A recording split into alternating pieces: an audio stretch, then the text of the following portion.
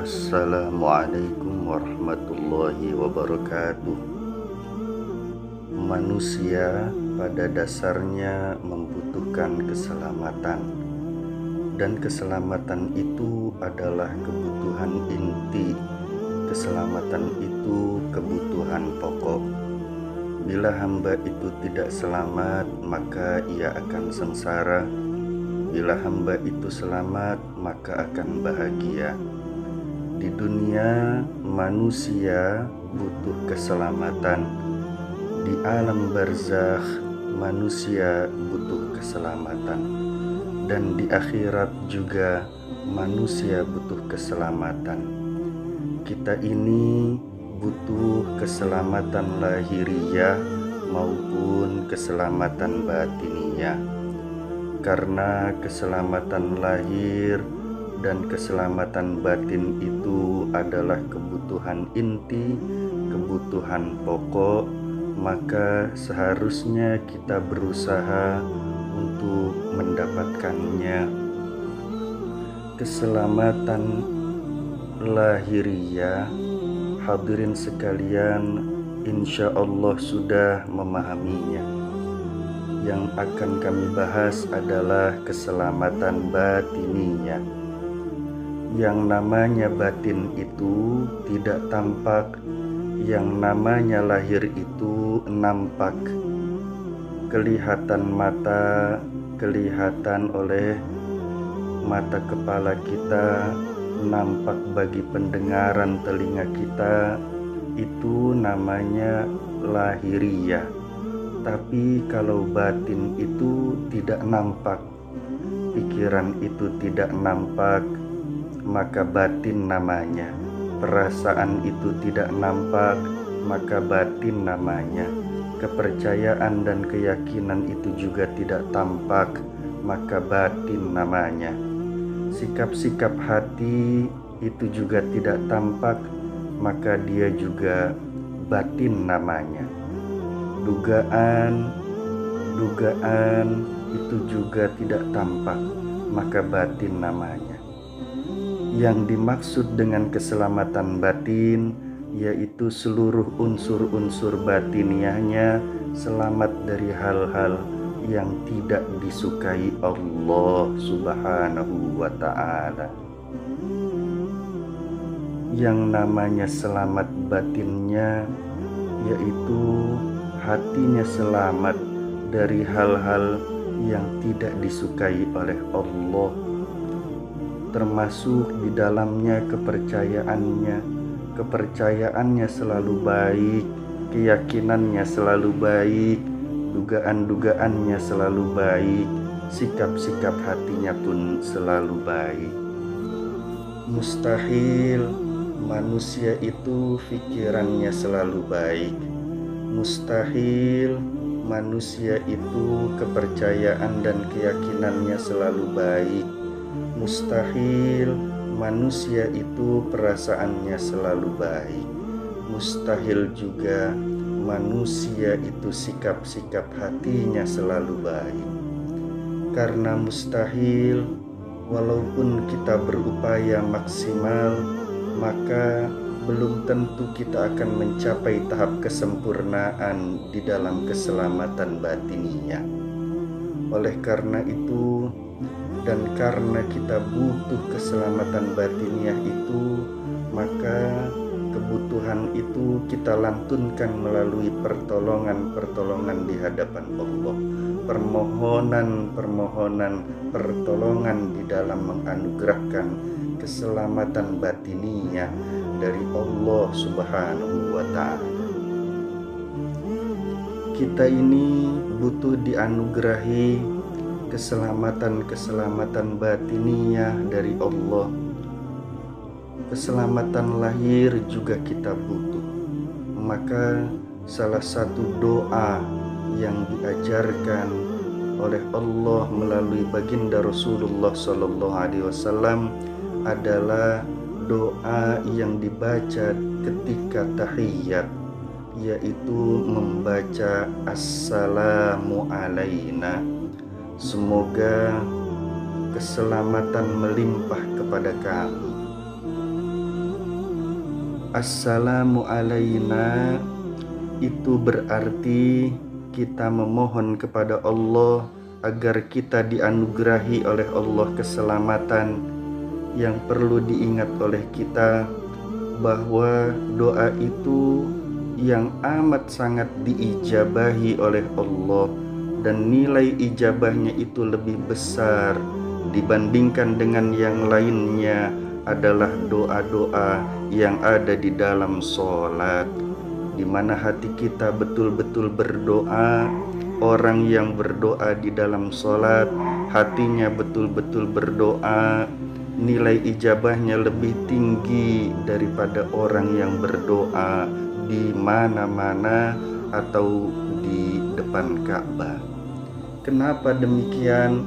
Karena orang yang berdoa di dalam sholat, apabila hatinya betul-betul berdoa, menghadap kepada Allah, memohon kepada Allah, maka Nabi besar Muhammad SAW bersabda, Innallaha muqbilun ala musalli ma lam yaltafit.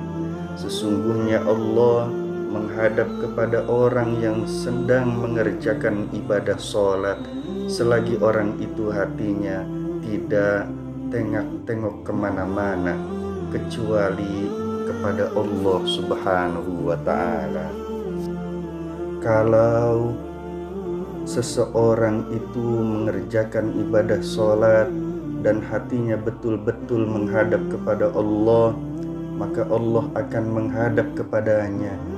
Pengertian Allah menghadap kepada hambanya adalah semua hijab, semua dinding antara hamba dengan Allah itu dibuka oleh Allah Ta'ala, sehingga sewaktu hamba itu betul-betul sholatnya benar-benar berdoa, di dalam sholat betul-betul memohon kepada Allah Subhanahu wa Ta'ala, hatinya tidak tengok kemana-mana, maka di antara hamba dengan Allah tidak ada hijab penghalang.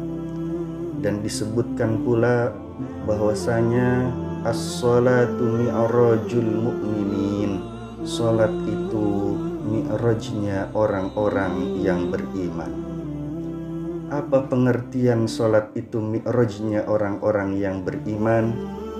Karena mi'raj, maka hamba itu langsung menghadap kepada Allah, dan Allah pun menghadap kepada hambanya. Tidak ada halangan, tidak ada rintangan.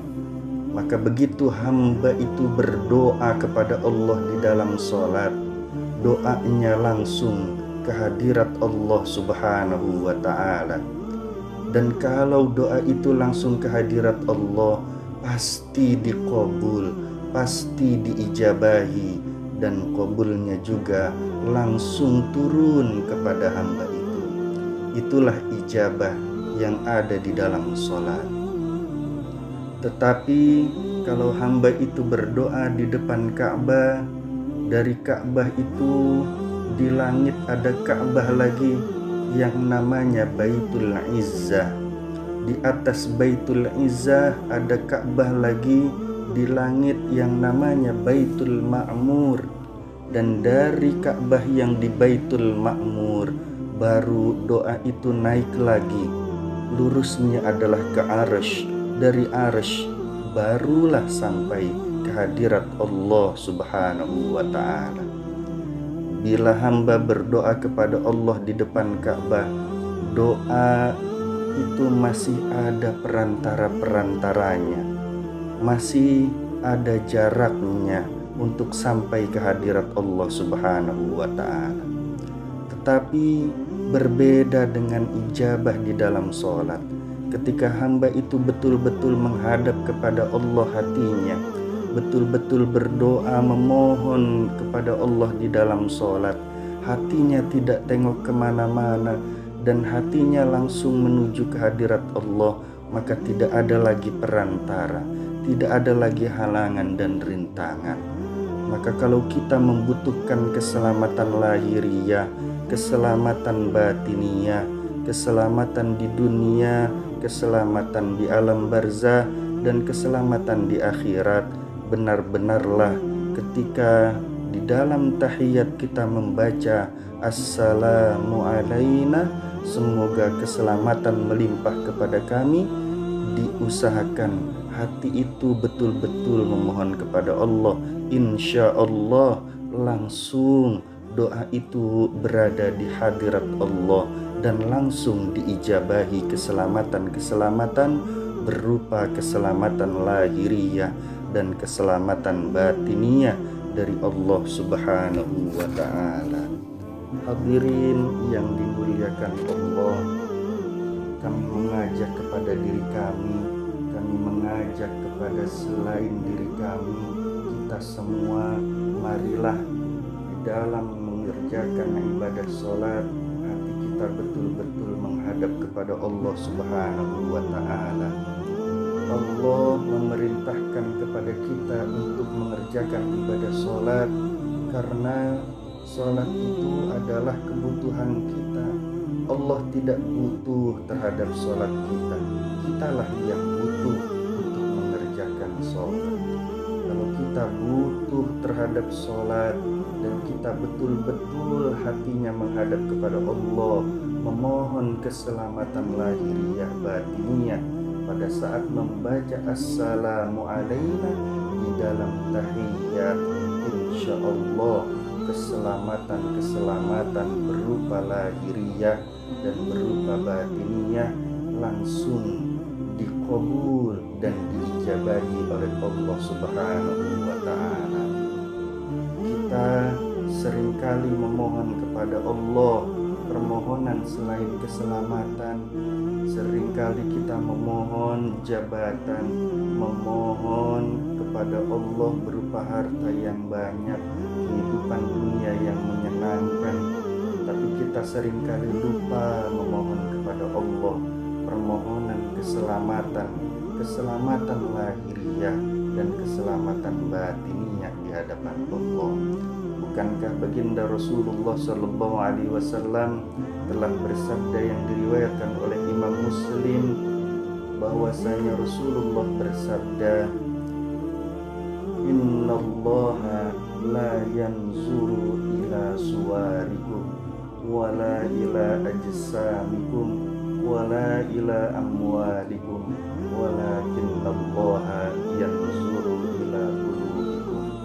Sesungguhnya Allah tidak memandang kepada hamba itu dari sisi keelokan wajahnya, dari sisi jasmaninya, dari berapa banyak hartanya, akan tetapi yang dipandang oleh Allah adalah hatinya dan amal-amalnya di hadapan Allah Subhanahu wa ta'ala.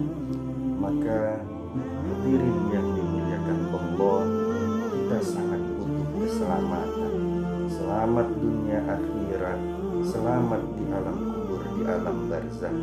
Maka memohonlah kepada Allah Subhanahu wa ta'ala dengan hati yang betul-betul menghadap kepada Allah, terutama di dalam ibadah sholat ketika tahiyat membaca assalamu alaina.